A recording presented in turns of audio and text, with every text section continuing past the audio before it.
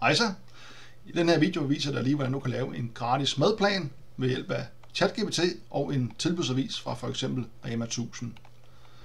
Jeg starter med at gå over på Rema 1000. Det kan også være et andet sted, hvor du plejer at handle. Jeg trykker på avis og vælger den kommende avis.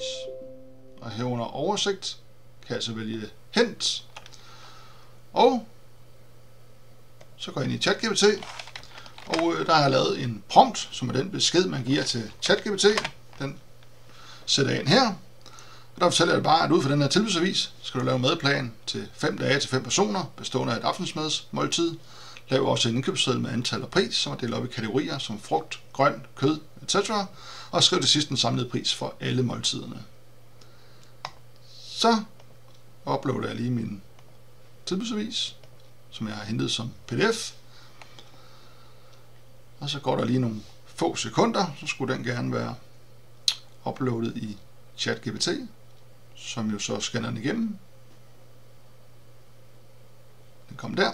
Jeg trykker på pilen. Den kommer med en madplan, hvor den selvfølgelig tager udgangspunkt i de tilbud, der er i den kommende tilbudsavis, som vi har fodret den med. Og den laver en indkøbsseddel med antal og pris.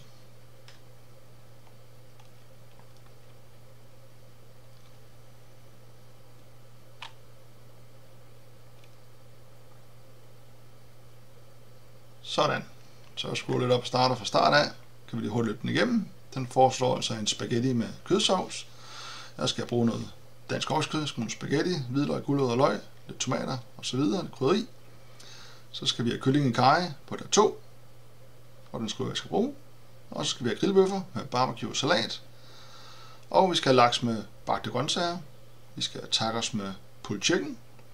Og til det skal vi så bruge noget oksekød, 2 pakker af 58 kroner. Vi skal bruge noget dansk kyllingekød, 400 gram, 2 pakker af 58 kroner.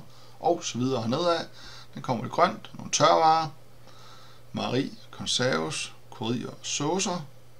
Og samlet pris for kød, for grønt og så videre. Og det bliver som totalt på 877 kroner. Og ja, så har du en gratis madplan. Og det er selvfølgelig ikke sikkert, at det hele passer lige til dig eller din familie. Men brug det som udgangspunkt, brug det som inspiration. Og ja, så er det bare at få lavet noget mad. Så god fornøjelse og velbekomme.